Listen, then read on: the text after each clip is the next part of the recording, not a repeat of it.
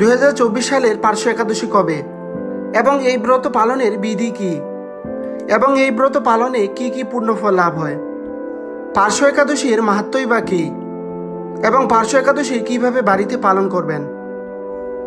পার্শ্ব একাদশীতে কি কি বর্জন এবং কি কি বিশেষ সতর্কতা অবলম্বন করবেন এবং পরিশেষে ভারত ও বাংলাদেশের পালনের সময়সূচি কখন? এই ভিডিওর মাধ্যমে আমরা বিস্তারিত জানব। প্রিয় ভক্তগণ, যারা এই ভিডিওটি দেখছেন অবশ্যই সম্পূর্ণ দেখার অনুরোধ রইল।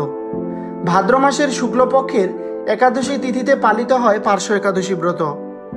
এই ব্রত পূর্ণফল প্রদায়িনী, স্বর্গ ও মোক্ষদায়িনী। এই ব্রতের মাহাত্ম্য শ্রবণে সকল পাপ বিনষ্ট হয়ে যায়। আবার এই একাদশী তিথিকে জয়ন্তী একাদশীও বলা হয়। যিনি এই একাদশী তিথিতে ভক্তি ভরে শ্রী বামন ভগবানের পূজা করবেন তিনি ত্রিলোকে পূজিত হবেন। যিনি এই তিথিতে কমল নয়ন শ্রী বিষ্ণুর পূজা করবেন তিনি নিঃসন্দেহে ভগবানের সমীপে গমন করেন। যে পুণ্যফল এই ব্রতে লাভ হয় তা বাজপেয় যজ্ঞেও লাভ হয় না।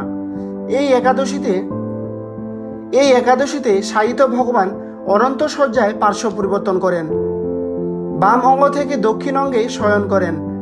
এই কারণে এই একাদশীকে পরিবর্তনীয় একাদশীও বলা হয়। এখন আমরা পার্শ্ব একাদশীর মাহাত্ম্য সম্পর্কে জানব। বৈবর্ত পুরাণে ভাদ্র মাসের শুক্লপক্ষের পার্শ্ব একাদশীর মাহাত্ম্য যুধিষ্ঠির শ্রীকৃষ্ণ সংবাদপত্রে বলা হয়েছে। যুধিষ্ঠির মহারাজ জিজ্ঞেস করলেন, হে কৃষ্ণ, ভাদ্র মাসের শুক্লপক্ষের একাদশীর নাম কি?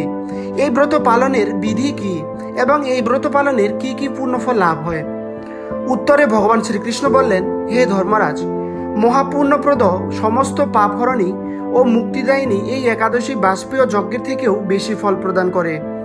যে ব্যক্তি এই তিথিতে ভক্তি সহকারে ভগবান শ্রী বামন দেবের পূজা করেন তিনি ত্রিলোকে পূজিত হন। পদ্মফুলে পদ্মলোচন শ্রী বিষ্ণুর অর্চনাকারী বিষ্ণুকে প্রাপ্ত হন। শায়িত ভগবান এই তিথিতে পার্শ্ব পরিবর্তন করেন, তাই এর নাম পার্শ্ব একাদশী বা পরিবর্তনী একাদশী। যুধিষ্ঠির মহারাজ বললেন, হে জনার্দন, আপনার এ সকল কথা শুনেও আমার সন্দেহ পূর্ণরূপে দূর হয়নি।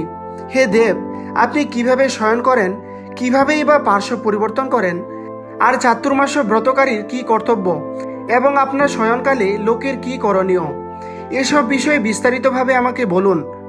আর কেনই বা দৈত্যরাজ বলিকে বেঁধে রাখা হয়েছিল তা বর্ণনা করে আমার সকল সন্দেহ দূর করুন। শ্রীকৃষ্ণ বললেন, হে রাজন, দৈত্যকুলে আবির্ভূত প্রহ্লাদ মহারাজের পৌত্র বলি আমার অতি প্রিয় ভক্ত ছিল। সে আমার সন্তুষ্টি বিধানের জন্য গোব্রাহ্মণের পূজা ও যজ্ঞাদি ব্রত সম্পাদন করত। কিন্তু ইন্দ্রের প্রতি বিদ্বেষবশত সকল দেবলোক সে জয় করে নেয়। তখন দেবগণ সহ ইন্দ্র আমার শরণাপন্ন হয়েছিল।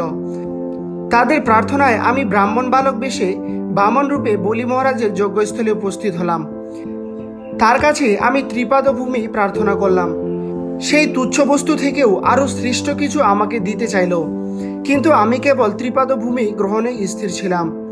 দৈত্যগুরু শুক্রাচার্য আমাকে ভগবান রূপে জানতে পেরে বলি মহারাজকে ওই দান দিতে নিষেধ করল, কিন্তু সত্যাশ্রয়ী বলি গুরুর নির্দেশ অমান্য করে আমাকে দান দিতে সংকল্প করল। তখন আমি এক পদে নিচের সপ্তলোক, আরেক পদে উপরের সপ্তভুবন অধিকার করে নিলাম। পুনরায় তৃতীয় পদের স্থান চাইলে সে তার মাথা পেতে দিল, আর আমি তার মস্তকে তৃতীয় পদ স্থাপন করলাম। তার আচরণে সন্তুষ্ট হয়ে আমি সর্বদা তার কাছে বাস করার প্রতিশ্রুতি দিলাম। ভাদ্র মাসের শুক্লপক্ষে একাদশীতে ভগবান শ্রী বামনদেবের এক মূর্তি বলি মহারাজের আশ্রমে স্থাপিত হয়। দ্বিতীয় মূর্তি ক্ষীরসাগরের অনন্তদেবের কোলে শয়ন একাদশী থেকে উত্থান একাদশী পর্যন্ত 4 মাস শয়ন অবস্থায় থাকেন।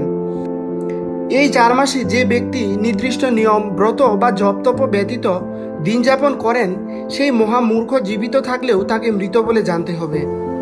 শুক্লপক্ষের এই পার্শ্ব একাদশী ভক্তিভরে শ্রবণ এবং পালনের মাধ্যমে 1,000 অশ্বমেধ যজ্ঞের ফল পাওয়া যায়।